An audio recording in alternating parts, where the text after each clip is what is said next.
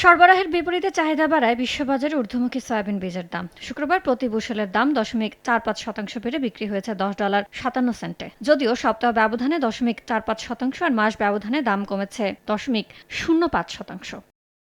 দরপতনের সুযোগে বিনিয়োগকারীদের অতিরিক্ত মজুদে আবারও বেড়েছে পাম তেলের দাম। প্রতি টনের দাম 1.95% বেড়ে বিক্রি হয়েছে $1003। সপ্তাহ ব্যবধানে 0.82% আর মাস ব্যবধানে বেড়েছে 2.67%।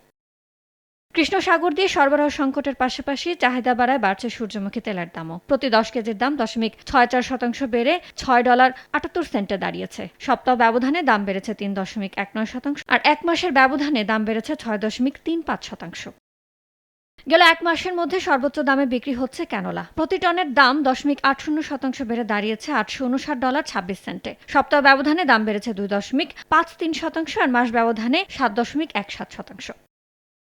ইয়ানুর শিফাত, সময় সংবাদ।